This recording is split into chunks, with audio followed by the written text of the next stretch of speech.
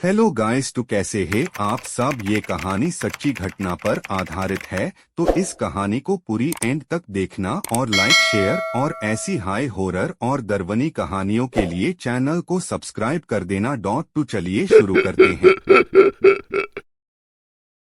विजय सुबह से गाड़ी चला रहा था। इस वजह से वह बहुत बोर हो गया था।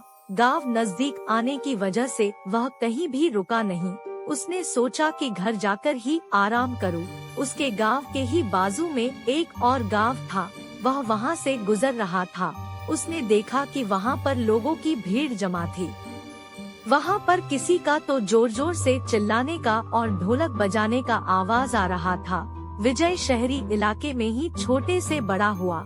आज वह पहली बार ही अपने गांव जा रहा था। उसकी गांव में जमीन थी। उसके पिता जिंदा थे तब तक उन्होंने विजय को वह जमीन बेचने नहीं दी, पर उनके बाद विजय ने वह जमीन होटल प्रोजेक्ट के लिए बेचने का निर्णय लिया। उसी काम से वह गांव जा रहा था। वह जिस गांव से जा रहा था उस गांव में से उसे ढोल बजने की आवाज आ रही थी। उस उत्सव की मशाल से रात भी प्रकाशित हो गई थी। वह यह सब पहली बार देख रहा था। जब विजय उसके गांव में पहुंचा तब उसने देखा कि उसका गांव भी बाकी गांव जैसा सजा हुआ था, पर वहां कोई भी उत्सव चालू नहीं था। उसने घर की देखभाल करने वाले भोला अंकल को पूछा कि इतनी सजावट किसके लिए है। तभी अंकल ने बताया कि कल गांव में भूत कोला होने वाला है, उसी की ही तैयारी है। अंकल उसे कुछ बताने वाले थे, पर विजय उनका कुछ भी सुनने के मूड में नहीं था। वह बहुत थक गया था, इसलिए वह सो गया।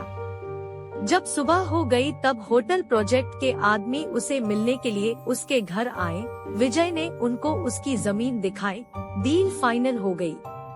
शाम को वह अपनी प्रॉपर्टी पेपर पर साइन करने वाला था, तभी उसे ढोल ताशे और चिल्लाने की आवाज आने लगी।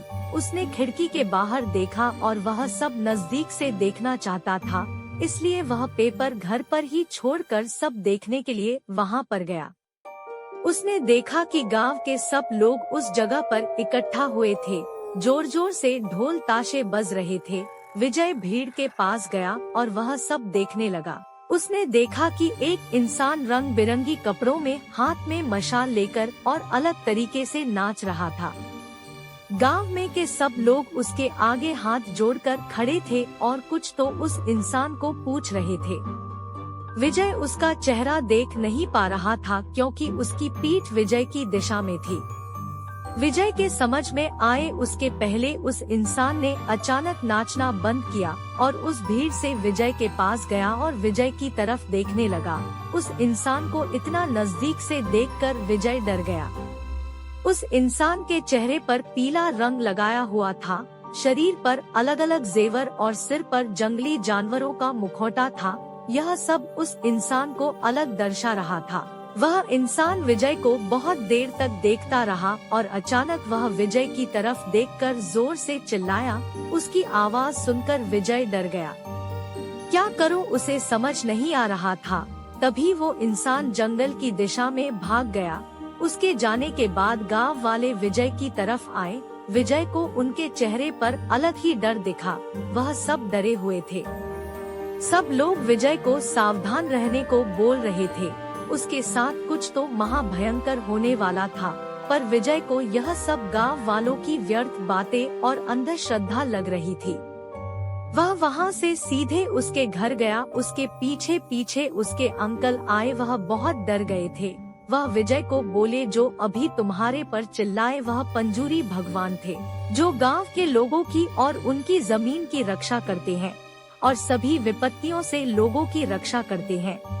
वह हर साल भूत कोला में आकर गांव वालों की अड़चन को दूर करते हैं और उनके आने के आनंद से हम यह उत्सव मनाते हैं। अंकल विजय को बोले कि वह तुझ पर चिल्लाए, मतलब तुम जो जमीन होटल के लिए बेच रहे हो उसके विरोध में पंजूरी भगवान है। यह सब सुनकर विजय जोर जोर से हंसने लगा। अंकल विजय को समझा रहे थे कि तुम अगर पंजूरी भगवान के विरोध में जाकर यह जमीन बेची तो तुम्हारे जिंदगी को धोखा हो सकता है। अंकल का यह बोलना सुनकर विजय रूम में जाकर प्रॉपर्टी पेपर लेकर उन पेपर पर साइन करके सोने के लिए चला गया। विजय गहरी नींद में था। नींद में उसे एक आवाज सुनाई दी। वह आवाज वैसे ही थी जो उसने शाम को भूत कोला में सुनी थी, पर इस वक्त वह आवाज किसी के रोने की थी। विजय डर गया। वह उस आवाज का पीछा करने लगा, लेकिन उसे दूर दूर तक कोई नहीं दिख रहा था। उतने में हवा में से आग का एक भार विजय के पास आया और वह आग में से पंजूरी भगवान उसके सामने प्रकट हो गए और जोर से चिल्लाए। यह सब देखकर विजय पसीने से लोटपोट हो गया। वह भागकर उसके गाड़ी में बैठा और वह गांव छोड़कर जाने लगा। वह जंगल के रास्ते से जा रहा था, तभी अचानक उसकी गाड़ी के आगे उसे कुछ दिखा। वह देखकर वह पूरी तरह सुन्न हो गया। उसकी गाड़ी के आगे सोने के दांतेदार और सोने का हार पहने वाला एक जंगली सुअर उसके गाड़ी के आगे खड़ा था। विजय ने अपनी गाड़ी रिवर्स की, तब उसकी गाड़ी पास के पेड़ से टकराकर विजय का एक्सीडेंट हो गया। जब वह होश में आया, वह हॉस्पिटल में था। उसके पास उसके अंकल बैठे थे। अंकल को देखकर वह जोर जोर से रोने लगा। उसने अंकल को प्रॉपर्टी के पेपर लाने के लिए कहा। थोड़ी देर बाद अंकल वह पेपर लेकर आए। विजय ने वह पेपर हाथ में लिए और वह फाड़ दिए। हॉस्पिटल में से वापस आने पर विजय ने पंजीरी भगवान से क्षमा मांगी और वापस शहर चला गया।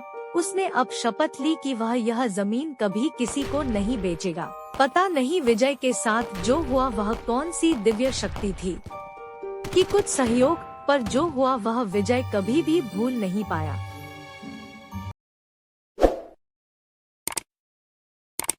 तो चलिए गाइस, आज के लिए इतना ही। वीडियो एंड तक देखने के लिए धन्यवाद। नई वीडियो में मिलते हैं, तब तक के लिए बाय बाय।